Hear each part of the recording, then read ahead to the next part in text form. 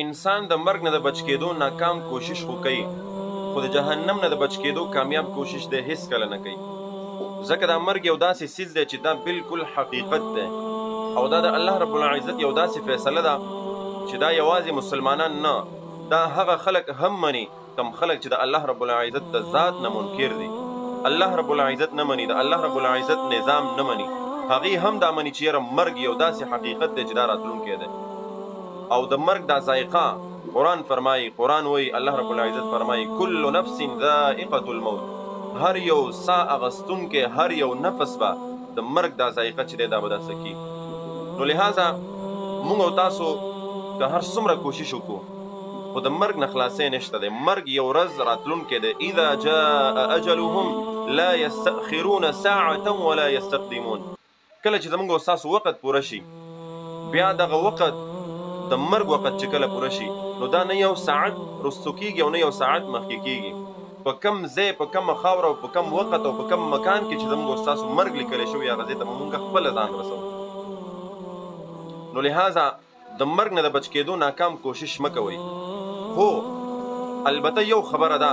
چې په هغې کې انسان کامیابېدی شي او د هغې نه خلاصی چې دی دا ممکن دی. د مرګ نه خلاصی ناممکن، خو د جهنم نه خلاصی، د جهنم نه بچ کېدل دا ممکن دي. انسان په خپلو اعمالو سره د جهنم نه، د عذاب د قبر نه خو خلاصېدی شي، خو د مرګ نه نشي خلاصېدی. که بادشاه دی، که غریب دی، که عالم دی، که امی دی، که قاري دی او که عام سړی دی او که نر دی او که ښځه او که ماشوم دی او که بوډا، دې ټولو ته به مرګ راځي او مرګ راتلونکی دی. د دواړو جهانو سردار محمد عربي صلی الله علیه وسلم ته مرګ راځي، د دنیا نه تشریف فرمایي. حضرات صحابه کرام رضوان الله علیهم اجمعین د مرګ راځي، د دنیا نه تشریف فرمایي، تر دې پورې چې اخري فرشته چې هغه به د قیامت شپېلۍ وهي، اسرافیل علیه السلام،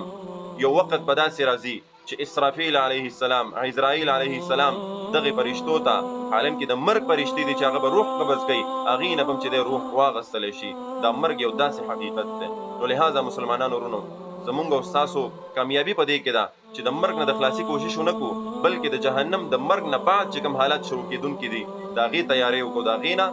د مثال مطلب زما د خبرې دا دی چې د مرګ دپاره تیاری وشي، ځکه مرګ خو راځي، د مرګ دپاره تیاری پکار دی او ورسره د عذاب د قبر نه او د جهنم د عذابونو نه د خلاصي چې دی دا تیاری پکار دی.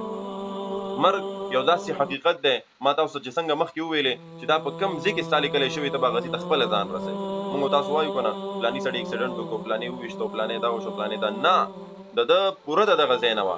پوره د ده مرګ لیکلی شوی او د دغه ځای نه، ځکه د هغه ځای ته ځان ورسولو. نو لہذا د سلیمان علیه السلام په باره کې یو واقعه راځي چې سلیمان علیه السلام خپل قوم ته خطاب کولو، د خطاب په دوران کې غالبا دا واقعه داسې ده چې په دې وخت کې د مرګ فرشته راغله او د سلیمان علیه السلام په دې مجلس کې، په دې جلسه کې یو سړی ولاړو، د هغه د مرګ وخت پوره کېدونکی و. نو سلیمان علیه السلام چې دی دا فرشته د مرګ چې ده دا د انسان په شکل کې راغله او دغې انسان ته چې دی دا د چا چې د مرګ وخت پوره شوی ده ته ډېر داسې په تیز تیز نظرونو سره کتل. نو دا سړی چې دی سلیمان علیه السلام چې دی پوه شو چې دا ولې ته ورته داسې ګورې، ورته وایي چې ای د الله پیغمبره د دې سړي وخت پوره دی او د ده روح قبض کولو ته زه راغلی یم او د ده روح قبض کوونکی یم زه. نو لہذا سلیمان علیه السلام چې دی هغه سړي ته وویلې چې یاره ستا وخت پوره کېدونکی دی او ستا د روح اغستو وخت راغلی د دنیا نه د تلو وخت ترې راغلی دی. نو هغه سړي سلیمان علیه السلام ته وویلې چې ای د الله پیغمبره تا سره خو طاقت دی، ته ما د دې ځای نه چې دی لرې مې بوځه. نو سلیمان علیه السلام چې دی هوا ته حکم وکړو، اوچتې کو، غالبا د یو ملک نه بل ملک ته بوتلو.